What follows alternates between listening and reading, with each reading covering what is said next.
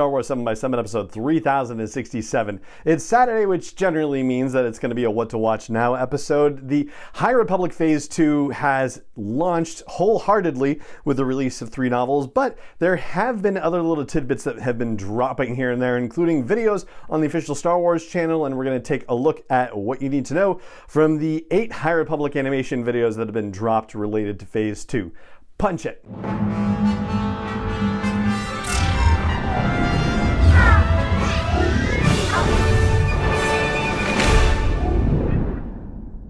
Hey Rebel Rouser, I'm Alan Voivod and this is Star Wars 7x7, your daily dose of Star Wars joy. And thank you so much for joining me for it. So these High Republic animation videos, they were really fun for Phase 1 and they continue to be for Phase 2. They are as bite-sized as could be, running generally a minute 10 seconds, like right around there. And they came out starting in late September. They released a couple, one right after the other, but now they're coming out in essentially a 1-week cadence. And they all have the same opening about 150 years before the Great Disaster, and so on and so forth. And then they have a little stinger at the end of, adventures await and mysteries await and danger awaits in the High Republic, like those kinds of things. But in between them, there are bits of information about a variety of characters and also groups. The first one kicks off with Sunshine Dobbs, who we met in Path of Deceit. That's the young adult novel by Tessa Gratton and Justina Ireland, which was the very first novel to be released for Wave 1 of Phase 2 of the High Republic. He's the guy who procures what they refer to as a mysterious gem, which we know is a lot worse than that. It's a world from beyond the Outer Rim, as it's described. It's not a spoiler at this point, is where the Nameless come from. And yes, that gem is actually a nameless egg for all intents and purposes. One of the things they say in this video is they talk about hyperspace and how there are prospectors who are scouting for safe routes to maximize trade in the galaxy and make travel easier for people. The second video doesn't necessarily tell us that much. It introduces us to Zala Macri, who's the Jedi Master we meet in Path of Deceit, and we know that Zala really meets a horrific end in Path of Deceit, unfortunately. So yeah, there's not really much we learn about this Jedi Master other than they were the master of the Jedi Temple at Port Hayleap and went to investigate what was going on with the disappearance of a mysterious Force artifact, led them to Dalna along with their Padawan, and yeah, bad things happen basically. This leads us to the third video, which is about the Path of the Open Hand itself.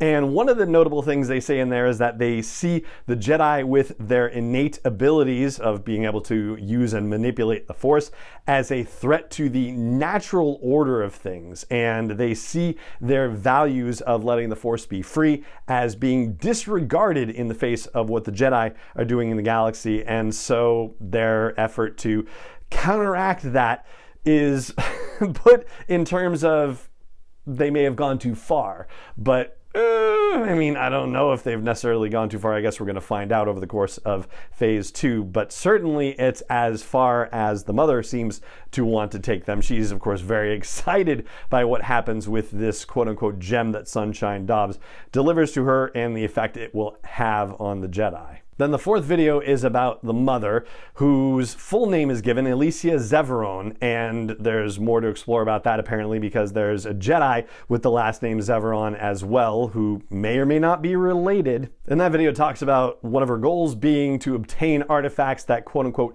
tamper with the Force, and it also says that her reach is about to extend far beyond Dalna, which is where she is when we meet her in Path of Deceit. Certainly we understand that because of the building of the Gaze Electric and them taking off to the stars. We of course get the idea from storytelling that they will be getting involved in something happening on Jedha, whatever the convocation is that we're going to learn more about next year. But it's also worth noting that the novel Convergence shows just how far the mother's reach has extended, and it is far. Let me tell you, when I was talking about the Path of the Open Hand on Tuesday's episode and getting into somewhat spoiler territory about their activities in Convergence, I saved one of the biggest spoilers about the Path of the Open Hand and how far their reach extends, and I'm still going to keep that a secret until we get further away from the release date of Convergence. But yeah, when they say her reach extends far beyond Dalna,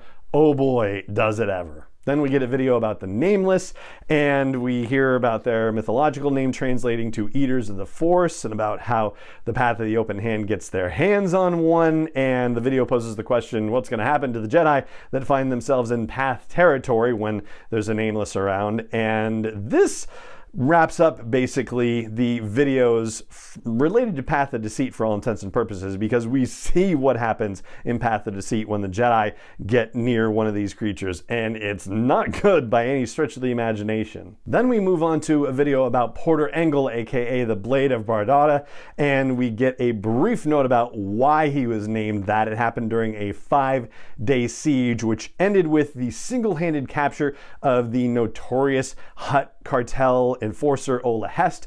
If that name is familiar to you, it's because we met Ola Hest in the audiobook original Tempest Runner by Cavan Scott that came out during Phase 1 of the High Republic. That was all about Lorna D, and Ola Hest was on the Restitution, which was the prison ship that Lorna D found herself on during part of that story. That video also mentions Porter's sister and fellow Jedi Barash and their, quote, tragic end, unquote.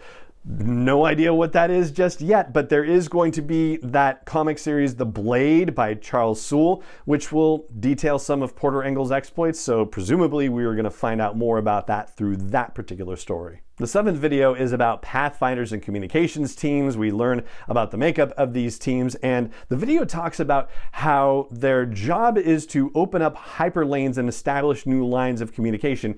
I was a little bit surprised by that because we keep hearing about prospectors opening up hyperlanes or discovering hyperlanes. So maybe there's the discovery and then there's the, quote, opening up for safe travel per se. We did meet some prospectors, for example Sunshine Dobbs, but also had references to the Santekas and the Graphs in Path of Deceit. We haven't seen much of that in either Quest for the Hidden City or Convergence showing up, so hopefully we will get more information about these hyperspace prospectors in stories going forward. And the video says they are surveying the furthest reaches of the galaxy, of the galactic frontier, but that they may discover more than they've signed up for, and the video shows little red eyes lighting up, which are basically eyes in the shape of the Nameless. So there's kind of an implication that, yes, okay, Sunshine seemed to find this world, and that's fine, but maybe the Jedi are going to discover this world as well. And the final video that they've released so far is called The Chancellors. It introduces us to Chancellor Greylock and Chancellor Mallow, who we also meet in the novel Convergence by Zoraida Cordova.